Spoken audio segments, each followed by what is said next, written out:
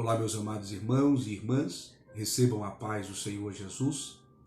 Eu sou o pastor Leonardo Andrade e estou aqui para lhes trazer o comentário do capítulo de número 4 do Evangelho de Jesus Cristo, segundo escreveu o evangelista Marcos. Mas antes eu quero me dirigir a todos do grupo Crescendo na Palavra e quero lhes trazer à memória uma expressão proferida pelo apóstolo Paulo, no capítulo 15, no versículo 58 da sua primeira carta aos Coríntios, quando ele disse: sede firmes, constantes e sempre abundantes. Ninguém consegue empreender um projeto e ter sucesso sem cumprir essas três expressões do apóstolo Paulo. A primeira é que nós precisamos ser firmes. Firmes no propósito determinado. A segunda é que precisamos ser constantes. Precisa que haja em nós uma disciplina. E eu lhes convido a diariamente meditar na palavra. Nós não temos pressa. O nosso objetivo é que os irmãos leiam uma vez, duas vezes, se possível, o mesmo capítulo. E depois precisamos ser abundantes. Sempre abundantes. A palavra abundância nos remete a transbordar. E eu te convido a entregar um pouco mais em você. Na verdade, no fim de tudo isso, o maior beneficiado é você. Tá certo? Deus abençoe vocês. Eu lhes convido a abrir a Bíblia, por favor, você que pode. Pegue a tua Bíblia no capítulo 4 e o versículo de número 1 em diante, versículo 1 em diante. Nós vamos ver que o evangelista, ele introduz falando justamente sobre aquilo que ele muito usou aqui no capítulo 4.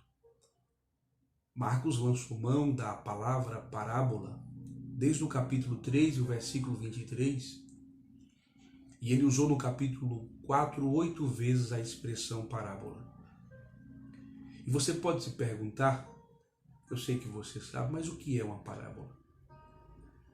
O sentido etimológico da parábola é pôr lado a lado, é comparar. Jesus, em suas exposições, ele lançou mão de coisas conhecidas e terrenas para revelar a complexidade das coisas espirituais. Complexa porque, para a mente humana, se não fosse desta forma, nesse seu conceito pedagógico, talvez muitos não compreenderiam, ou ninguém compreenderia. O apóstolo Paulo, ele diz que foi levado ao terceiro céu e viu coisas inefáveis, qual não é lista chegar aos ouvidos dos homens. Então percebe que o que Jesus está fazendo é revelando o seu reino, mas também revelando os céus. E ele lançava mão de questões ou de coisas terrenas para poder revelar as coisas espirituais. Jesus ele não foi, ele nem será, ele é. Ele também é onipresente no tempo. O maior mestre por excelência, o maior contador de histórias, de coisas terrenas, usando coisas terrenas para exemplificar coisas tão preciosas, tesouros tão valiosos do reino eterno. Ele lançava mão de coisas simples para ensinar revelações e lições tão profundas, tão maravilhosas, ao ponto que os homens de todas as partes iam ter com ele para ouvir os seus ensinamentos, e ninguém queria ir embora. Às vezes o sol já tinha se colocado, a noite já estava chegando e o povo não saía do seu lado, porque suas palavras eram maravilhosas. O povo disse que ele pregava diferente, que ele não pregava como os escribas e os fariseus. Cristo falava e a graça emanava nas ondas das suas verbalizações. O povo não queria sair de perto dele. A modo de introdução, eu quero destacar para vocês, ou deixar em destaque alguns fatos que eu os considero importantes. Você pode se perguntar, por que Jesus estava pregando na praia? Eu vou te responder, porque as sinagogas fecharam as portas, porque os líderes religiosos procuravam matá-lo, por ciúmes, por inveja, porque estavam perdendo a popularidade e a mensagem de Cristo e o sermão de Cristo era atrativo. Aonde ele estava, a multidão lhe cercava. Alguns motivados pela curiosidade, outros motivados pela religiosidade, mas outros porque precisavam ser curados. Só que tem uma coisa, Cristo nos revela um ensino extraordinário, não só em suas palavras, mas também em suas práticas. Ele era flexível no exercício do seu ministério. As sinagogas fecharam as suas portas, ele foi para a praia.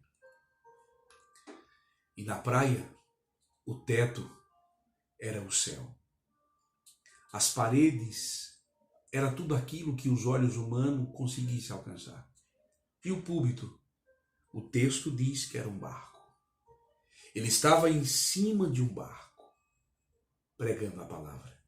Cristo nos revela que ninguém pode fechar as portas para a pregação da palavra dele.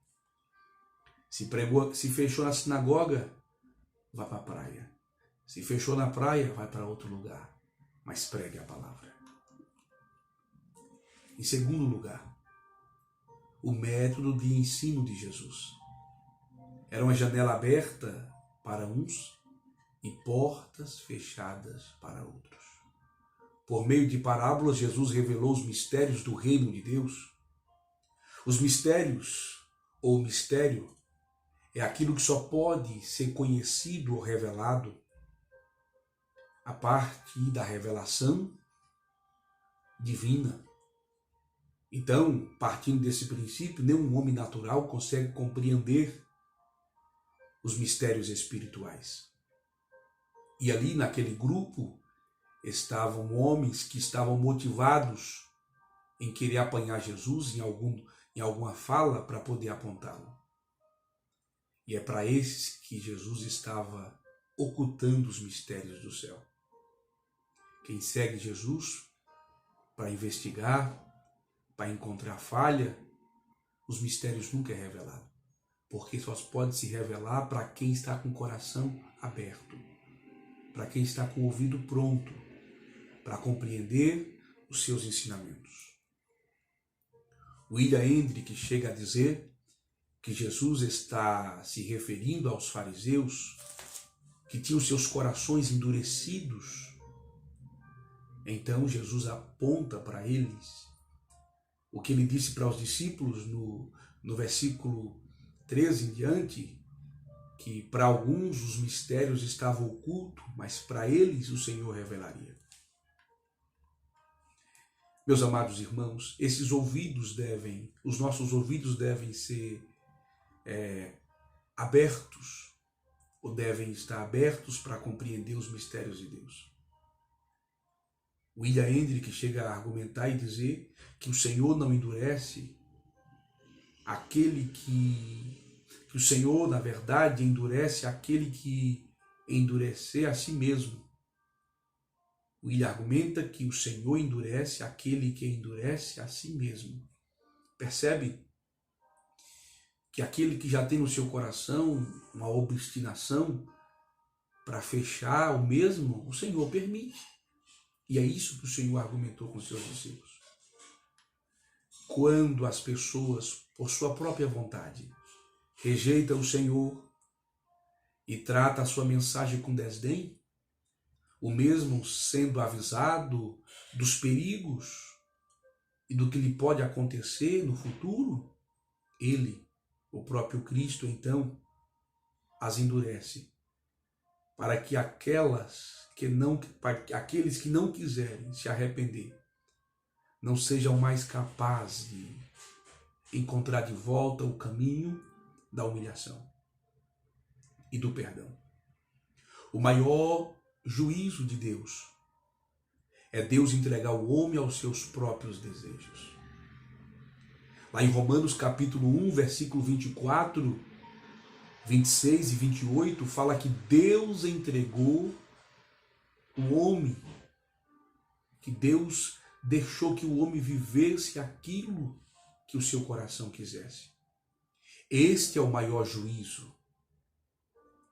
Essa é a maior pena quando Deus deixa o homem viver do jeito que ele quer viver. Por exemplo, Deus deu a Faraó oportunidade para submeter-se à advertência de Moisés. Diante da sua resistência, Deus disse: muito bem, Faraó, faça-se a sua vontade. O Senhor então permitiu o endurecimento do coração de Faraó. Capítulo 9, versículo 12 do livro do Êxodo. Deus não endurece o coração de Faraó contra a sua vontade. Deus permite aquilo que já estava em seu coração. Ele simplesmente confirmou o que Faraó livremente escolheu: resistir a Deus. Para maior compreensão, medite depois no capítulo 9 e no versículo 14 a 18 do livro da Carta aos Romanos. Nós vamos perceber que esta parábola, ou este capítulo, nos responsabiliza de alguma forma. A primeira responsabilidade nossa é semear. Cristo foi que iniciou este ministério de semear. E hoje nós temos esse papel de ser semeador.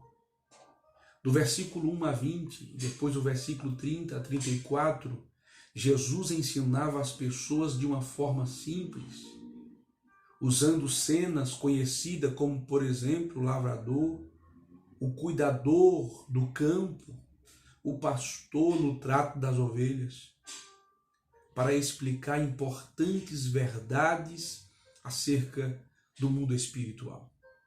Cristo nos deixa um modelo de como pregar. Não podemos pregar com palavras difíceis, né? Um linguajar inalcançável por muitos. Tivemos uma aula com o saudoso pastor Antônio Gilberto e ele disse para nós: quando vocês forem ministrar, fale por baixo, porque ao nível mais baixo você alcança todos.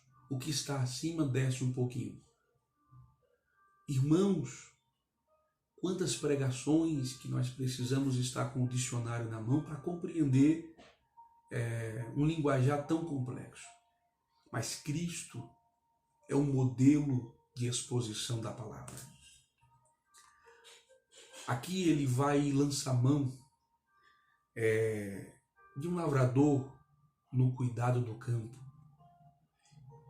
E de acordo com o fundo histórico, a semente era semeada manualmente. À medida que o lavrador ia caminhando pelo campo, ele ia caminhando e quase todos os lavradores tinham uma sacola, lá no Nordeste uma capanga, né, cheia de semente. Então ele metia a mão na capanga, tirava a mão cheia e jogava. E jogava os punhados de semente que era retirado aí da sua sacola, que ficava pendurado em seus ombros. Meus amados irmãos, percebe uma coisa? Não havia a tecnologia que há hoje, implantar tudo alinhadinho, né? Tudo certinho, não. A semente era lançada, era jogada. Não importa o quanto o lavrador fosse habilidoso, ele não conseguia evitar que algumas sementes caíssem no caminho, que outra semente caísse sobre as rochas e que algumas entre os espinhos. Assim, o lavrador lançava a semente com liberalidade, a fim de que um número suficiente caísse sobre o solo fértil e a colheita fosse assegurada. Nós não podemos limitar a palavra. E nós vamos aprender nesse capítulo que o Senhor Jesus exortou aqueles que querem ocultar a palavra. Nós precisamos lançá-la com liberalidade. Algumas vão cair sobre pedras, outras vão cair entre espinhos, outras vão cair à beira de caminho, vão. Mas também vai cair em terra boa. Nesta parábola, Jesus fala de 6 verdades fundamentais. E se você tem papel e caneta, lance mão aí, escreva. Primeiro, o semeador. Nós vamos aprender sobre o semeador. Segundo, a semente. Que semente é essa? Que semente poderosa é essa? Depois, o solo. Quais os tipos de solos que existem? Depois, a semeadura, o crescimento e a colheita. Jesus explica a parábola e enfatiza que conhecê-la é fundamental para entender todas as parábolas. No versículo 13 ele diz: E disse-lhes, não percebeis esta parábola? Como, pois, entendereis todas as parábolas? Meus amados irmãos e irmãs, a palavra de Deus, ela é viva, ela é eficaz.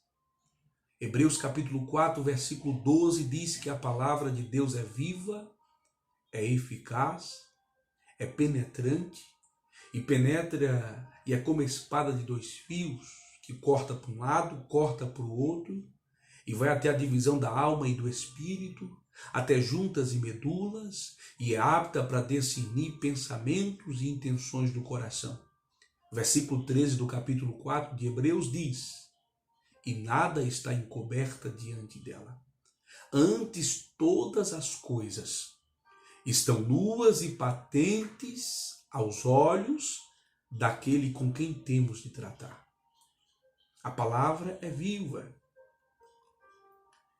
A semente caiu em vários terrenos. A semente caiu à beira do caminho, aí veio as aves e levou. A semente caiu sobre as pedras, não conseguiu ter raiz, veio o sol, ela morreu e acabou ficando seca. A semente caiu também entre os espinhos, não deu fruto, foi sufocado e não vingou. Mas no versículo 8 diz que a semente caiu na terra fértil. Deu fruto, vingou, cresceu e produziu. Contudo, as forças que vêm do mal tentam impedir que a semente frutifique, que a semente dê fruto. Satanás, nós vamos ver no versículo 4, e para compreender o versículo 4, eu te levo a ler comigo o versículo 15, que diz: essa semente que cai no caminho, quem são? Versículo 15, é os que estão junto ao caminho. São aqueles quem a palavra é semeada, mas tendo eles a ouvido, vem logo Satanás e tira a palavra que foi semeada no coração deles. As aves que vêm representam o inimigo que rouba a semente que foi semeada. Depois, o versículo de número 6, 5 e 6, nós vamos encontrar a interpretação da semente que caiu entre as pedras no versículo 16 e 17. E da mesma forma, os que recebem a semente sobre pedregais, que ouvindo a palavra, logo com prazer a recebem, Versículo 17. Mas não tem raiz em si mesmo. Antes são temporãos e depois, sobrevindo tribulações ou perseguições por causa da palavra, logo se escandalizam. Percebe que a semente que cai sobre as pedras não consegue desenvolver raiz. E por não desenvolver as raízes, não tem firmeza, não suporta as tribulações, não suporta o sol, não suporta as provações. E aí se escandaliza com facilidade porque é muito raso. E aí acaba morrendo porque não suporta nenhuma luta. E nós vamos encontrar também a semente que caiu entre os espinhos. Versículo 18. O versículo 7 vai ser explicado pelo versículo 18. Olha o que diz. E outros são os que recebem a semente entre espinhos, os quais ouvem a palavra. Mas, versículo 19, mas os cuidados deste mundo. Percebe que os espinhos aqui representam os cuidados desse mundo. Os enganos das riquezas, aquilo que os deleites que é promovido pela riqueza terrena, a ambição, a busca por mais conquistas e coisas terrenas e de outras coisas. Entrando, a palavra entrando fala, entra no coração, sufocando a palavra e fica infrutífera. Percebe que quando entra no coração, o engano das riquezas, as ambições e outras coisas sufoca a palavra. A prioridade vira tudo menos a palavra. E por isso não produz frutos. Meus amados, e no versículo 20 revela o coração que frutifica, o coração que dá fruto. E os que recebem a semente em boa terra são os que ouvem a palavra e a recebem e dão frutos. Um a 30, outro a 60 e outro a 100 por um. Percebe que aqui revela que o terreno fértil produz de várias maneiras e em várias etapas. Vamos falar aqui sobre esse coração frutífero. Há 3 fatos importantes que eu quero destacar aqui. Um coração frutífero ouve e recebe a palavra. Marcos aqui está enfatizando que ouviu, recebeu a palavra. Lucas diz que reteve a palavra. Essas pessoas são aquelas que ouvem, mas não só ouvem, mas retém a palavra, guarda, e estão dispostos, ou está disposto a afirmar com Cristo em obediência e com propósito. Eles colocam em prática a mensagem, e a fim de que dê frutos. O William Hendrick diz que nós podemos aprender aqui, William Barclay diz que nós podemos enfatizar essa parábola, que ela nos ensina, na sua enfatização, 3 coisas. Primeiro, temos que ouvir. Segundo, receber. Reter. Reter é guardar, segurar. Depois é praticar. Ouvir, reter e praticar. Nesses dias tão agitados, poucas são as pessoas que estão parando para ouvir a palavra. E os que estão ouvindo por ouvir. Mas que você retém a palavra de Deus. Em segundo lugar, um coração frutífero produz frutos que vinga e cresce. Versículo 8 e 9, vou falar para vocês, na Bahia, quando na minha adolescência eu tinha o hábito de ir nos pés de mangas, né? A gente viu uma manga bonita, depois de uma semana você voltava lá, você achava que ela ia estar madura, ela pecou. Fala que é pecar, é quando ela está crescendo em fase de crescimento e não progride o crescimento, é que não vingou. O que o versículo 8 e 9 revela aqui no terreno fértil, no coração fértil, a semente que cai, produz, cresce e dá certo. A palavra vingar remete a dar certo, não dá errado. Nada interrompe o percurso do crescimento. Coisa maravilhosa. Lucas diz que ele frutifica com perseverança. Jesus está descrevendo aqui o verdadeiro crente, porque o fruto só pode ver na vida de um crente que foi transformado. Isso é evidência de salvação. Os outros 3 corações ou 3 terrenos não produziam fruto, ou seja, eles não nasceram de novo. A marca do verdadeiro crente é produzir frutos. A árvore é conhecida pelo seu fruto. A árvore boa produz bons frutos. Uma árvore boa produz bons frutos. Você tem produzido frutos? John Charles Hill diz que não produzir fruto sem frutífero é um caminho que leva ao inferno. Então nós precisamos produzir frutos. O evangelista João lançou mão da fala de Cristo no capítulo 15. Ele disse que a vara que está nele, que não produz frutos, é cortada. Você não quer ser cortado, então produza frutos. Terceira verdade sobre um coração frutífero. Um coração frutífero produz frutos em diferentes produções, ou em diferentes proporções, ou estágios, né? Percebe que produziu a 30, a 60 e 100 por 1. Segunda, nós vamos perceber que nem todos, irmãos, né? Percebe que, enquanto Mateus a descreve, uma ordem diferente. Embora seja frutíferos, nem todos são frutíferos na mesma proporção, da mesma forma. Nem todos são iguais. Nem todos são consagrados, cheios do Espírito Santo. Nem todos são igualmente comprometidos em produzir frutos para Deus. Percebe que, embora sejam consagrados, chamados, nem todos produzem frutos de forma igual. Segundo tema desse capítulo 4 é do 21 ao 33. O poder da palavra na implantação do reino.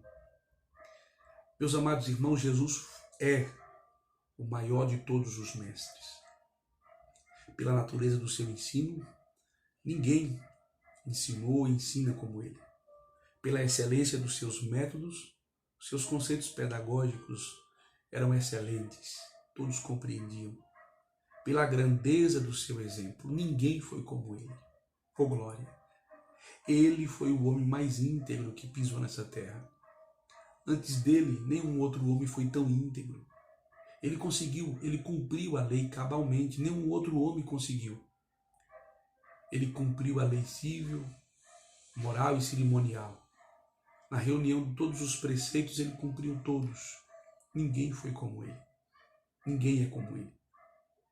E nós vamos ver que na parábola aqui, que nós vamos estudar do versículo de número 21 a 33, ele vai revelar justamente sobre as verdades que estão inseridas em seu reino.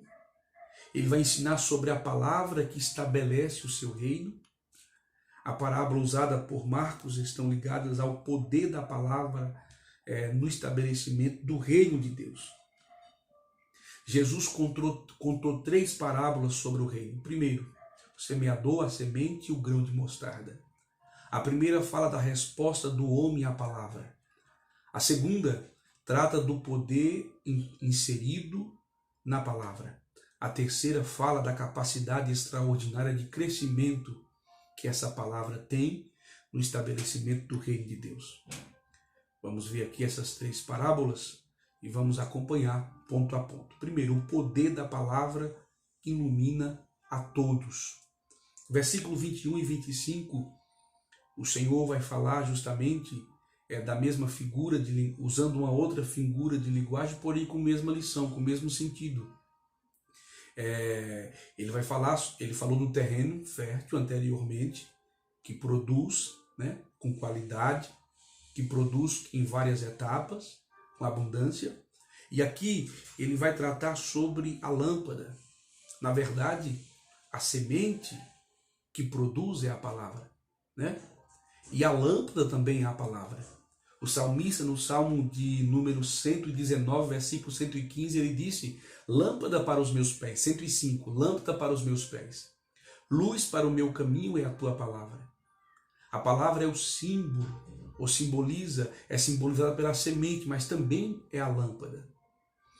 O que Jesus está indo contra esses religiosos da época, os rabinos que estavam escondendo aquela palavra debaixo do sistema elaborado de tradições humanas e de ações hipócritas. Hoje muitas pessoas ainda escondem a palavra debaixo de aqueire e da cama, trazendo para si lucros, e só eles são detentores de verdades. E Jesus está pregando contra esse sistema hipócrita, aonde eles estavam ocultando a verdade, escondendo a verdade, a verdadeira luz. E quando isso acontece, a igreja adoece. Quando isso acontece, o grupo reunido é um grupo doente, fadado ao fracasso. E é isso que esses religiosos eram. Doentes, mas não reconheciam sua doença. Se achavam superiores, mas na verdade eram sepulcros caiados. Jesus, no capítulo 23 de Mateus, chamou eles de hipócritas, de lobos disfarçados de ovelhas, de filhos do inferno, que nem entra no reino e nem deixa o outro entrar.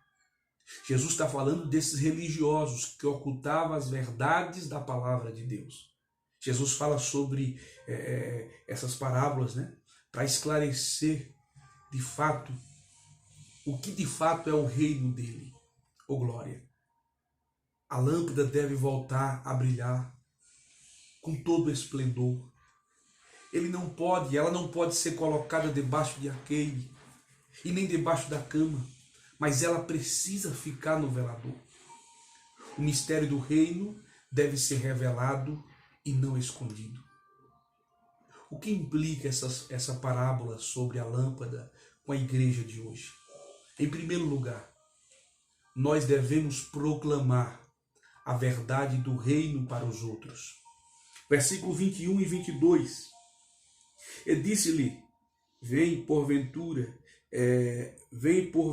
a candeia para ser posta debaixo do cesto ou debaixo da cama? Não vem antes para se colocar no velador? Versículo 22. Porque nada há encoberto que não haja de ser manifesto, e nada se faz para ficar oculto, mas para ser descoberto. Jesus está falando desse sistema religioso que ocultava as verdades, mas por intermédio das suas pregações, ele estava desnudando a alma e revelando a luz, desnudando a alma dos religiosos e revelando a verdadeira luz, a verdadeira palavra. É por isso que eles ficavam enciumados, com medo, porque a verdadeira palavra atrai o povo. Quem atrai o povo não é campanha, não.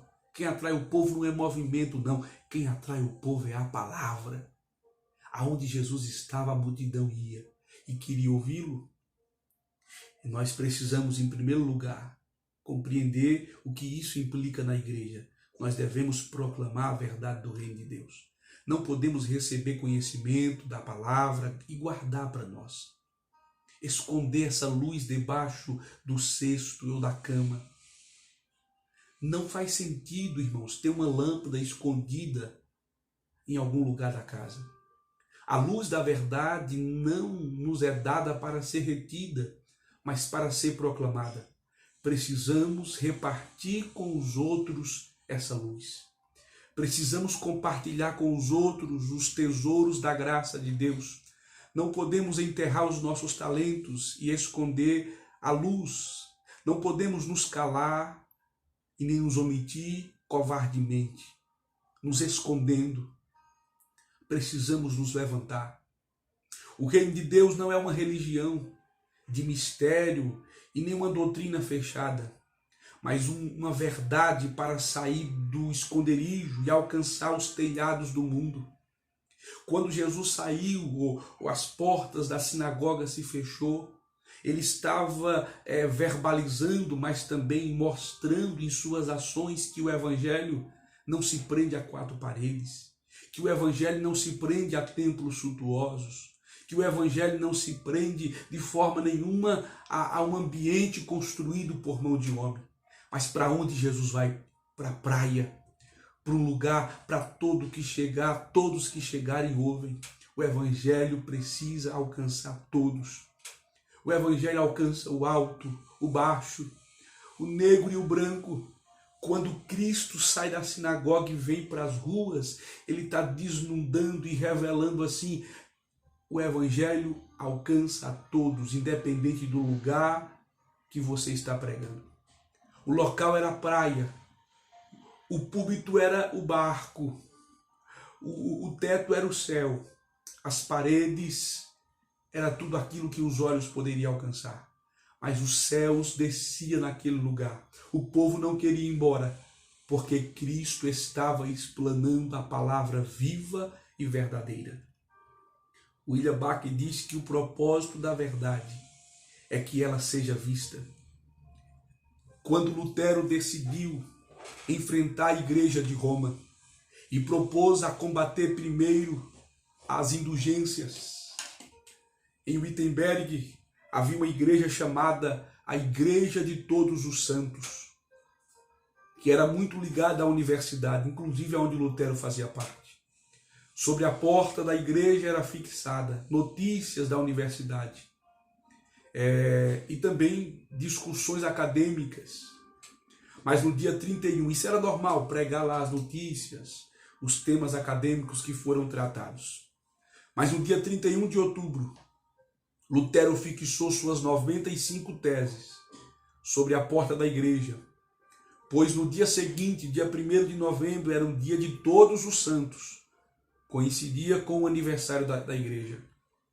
Lutero queria que o maior número de pessoas pudesse ler as suas teses. Ele havia descoberto a verdade, e a verdade não podia ficar guardada apenas para ele. Precisava colocar a lâmpada da verdade no velador, para que todos pudessem ver. E o que ilumina a mente do homem, o coração do homem é a palavra. Deus vai te usar. Deus quer te usar. Não tem coerência você guardar tudo para você. Põe para fora. Mergulhado pela graça dos céus.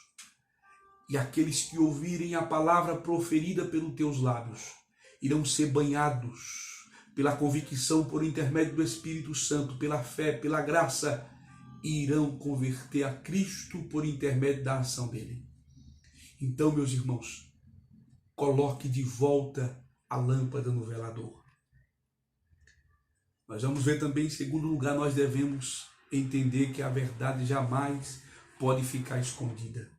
Versículo 22. Porque nada há encoberto que não haja de ser manifesto, e nada se faz para ficar oculto, mas para ser descoberto.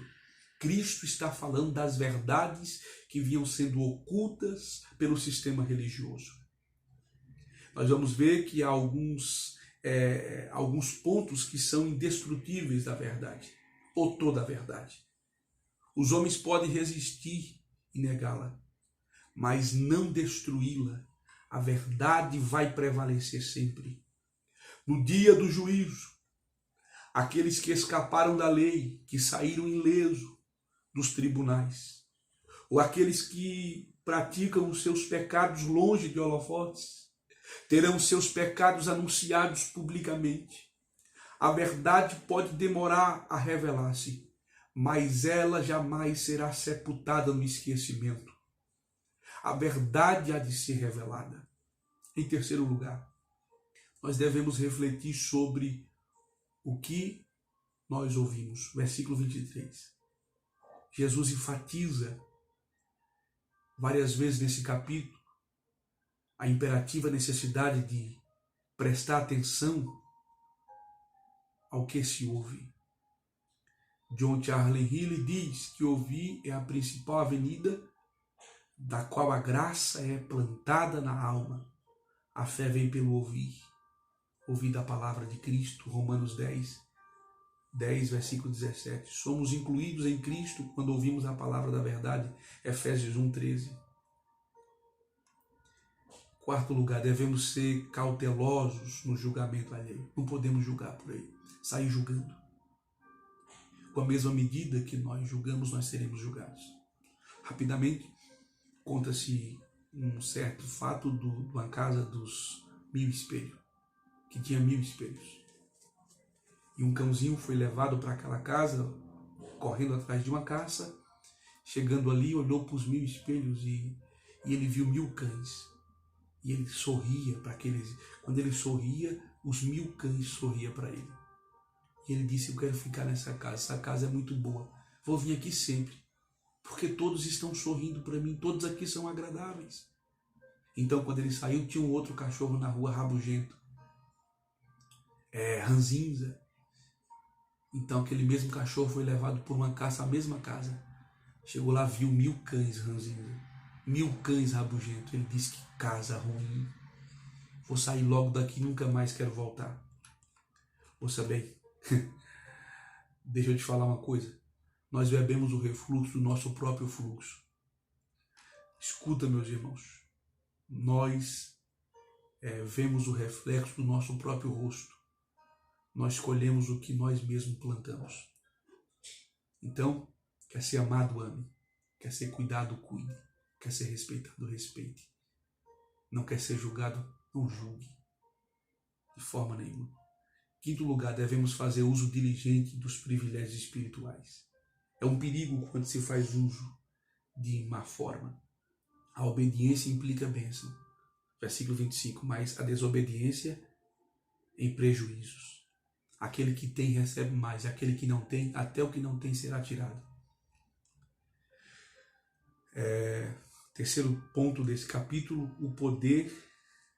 Nós vamos ver o poder intrínseco, o poder inserido na palavra para frutificar no coração. Versículo 26 e 29. Nós vamos ver aí o Senhor citando esta parábola, falando: o reino de Deus é como um homem que lançou a semente à terra e dormiu. Percebe que Jesus mostra o outro lado da verdade. A semente é a palavra. Embora o semeador lance, mas ele não tem poder nenhum de fazê-la crescer, de fazer germinar. Paulo disse: eu plantei, Apolo regou, mas quem dá o crescimento é o Senhor. É Ele que dá o crescimento. O reino de Deus começa de uma forma bem imperceptível, pequena, mas vai ganhando forma. Versículo 28 fala que a terra por si mesma frutifica. Primeiro a erva, depois a espiga e por último o grão cheio de espiga.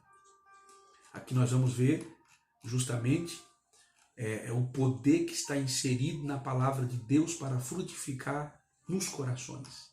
Quando cai numa terra boa, começa pequenininho, mas vai ganhando forma e vai crescendo muito, muito, muito, muito. Meus amados, deixa eu correr aqui para concluir com vocês.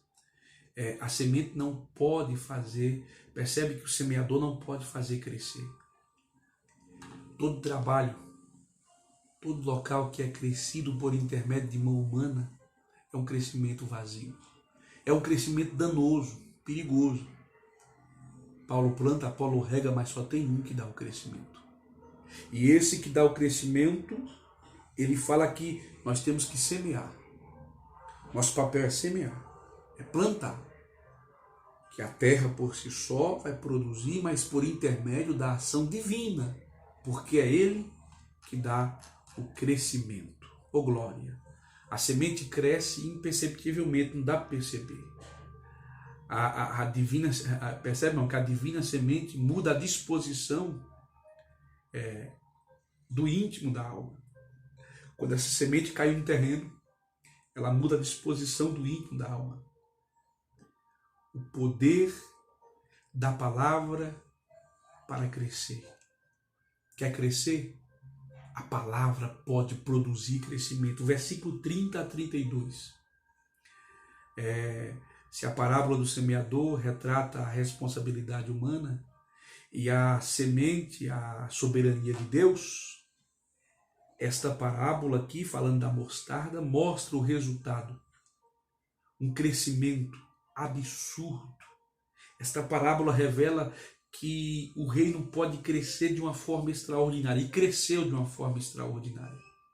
Duas verdades nos chamam a atenção. Primeiro, o reino de Deus começa pequeno, como uma semente de mostarda. A igreja começou pequena, como uma semente de mostarda. E essa semente é a menor semente entre as hortaliças. No versículo 31 fala sobre isso. Mas cresceu tanto, ganhou tanta forma, que depois até o governo, o Império Romano, no ano 319, por intermédio de Constantino, se aliou à igreja, porque a igreja se tornou poderosa. Poderosa. Percebe, irmãos, que aquilo que é pequeno hoje, se for injetando essa semente poderosa, vai ganhar um tamanho extraordinário. E hoje a igreja, ela cresceu, se tornou frondosa e os seus ramos estão por toda parte desse mundo. Em segundo lugar, sobre esse crescimento extraordinário, grandes resultados desenvolvem-se a partir de pequenos começos. Começa pequeno, mas a semente é boa. O que dá o crescimento é grande, é poderoso, e algo extraordinário acontece. O reino de Deus é como essa semente. A igreja cresceu a partir do Pentecoste de forma colossal. Os milhões de coração iam se rendendo à mensagem do Evangelho. Os corações duros eram quebrados. Doutores e analfabetos, grandes e pequenos, iam se rendendo aos pés de Cristo. A igreja ia crescendo. O Coliseu Romano não pôde parar a igreja. As cruzadas não pôde parar a igreja. As catatumbas não pôde parar a igreja. As fogueiras não pôde parar a igreja. Não, nem nada pôde parar a igreja. Porque Jesus disse: as portas do inferno não prevalecerão contra ela. A igreja avança contra o inferno. Meus irmãos, e essa semente tão pequena, tão tímida, se tornou tão frondosa, tão poderosa, ao ponto de grandes e pequenos reconhecer que a palavra é poderosa, mas o Deus da palavra é mais poderoso. E Cristo, ele disse: examinai as Escrituras, porque cuidais ter nela a vida eterna, mas são de mim que elas testificam. Cristo está, eu sou a palavra, eu sou a semente, eu sou a palavra encarnada, eu sou a palavra verbalizada, eu sou a palavra em ação. É o Logos. Nós vamos ver e encerrar do versículo 35 ao 41. Surpreendidos por uma grande tempestade. Deus é bom, ele é sempre bom. Às vezes, meus irmãos, nós não conseguimos compreender porque nós estamos obedecendo a Deus, entrando no barco que ele mandou entrar, seguindo por o caminho que ele mandou seguir, e as tempestades vêm. Mas o Hernando Dias Lopes chega a falar que são pedagógicas. Reverendo Hernando Dias Lopes, que ela vem para nos ensinar. William Hendrick, ele analisa o texto e diz que podemos sintetizá-los em 6 pontos básicos. Primeiro, uma noite a bordo. Jesus e seus discípulos, e vinha outros barquinhos também. Uma tempestade furiosa. A tempestade veio e chicoteava o barco de forma terrível, que as águas iam entrando dentro do barco. Um clamor desesperado, quando os discípulos disseram: Senhor, acorda, levanta, vai nos deixar perecer? Quarto, um milagre impressionante. Jesus fala com o mar e com as ondas. Coisa extraordinária. Ele está falando com o mar e com as ondas ainda. Uma reprovação amorosa, quando Jesus fala: por que sois tão tímidos? E um efeito profundo, quando eles falam: que homem é esse? Que até o vento e o mar lhes obedece. Que homem é este? Oh glória, eu quero concluir dizendo: as tempestades podem vir. E elas vêm às vezes em lugares que nós conhecemos muito bem. Esse rio da Galileia, eles conheciam muito bem, eles dominavam aquele cenário. E às vezes nós ficamos espantados em lugares que nós conhecemos muito bem, porque a situação é muito grave. Mas Jesus está no barco. Percebe que eles tentaram com o balde deles tirar, tentaram. Quando eles viram que não dava conta, quando eles viram que não conseguia dominar a situação, eles lembraram que Jesus estava lá no porão, que Jesus estava lá dormindo sobre uma almofada. Então eles descem. Nos socorre, mestre. Quando o Senhor vem, ele fala com o vento, a súria, ele fala com o mar.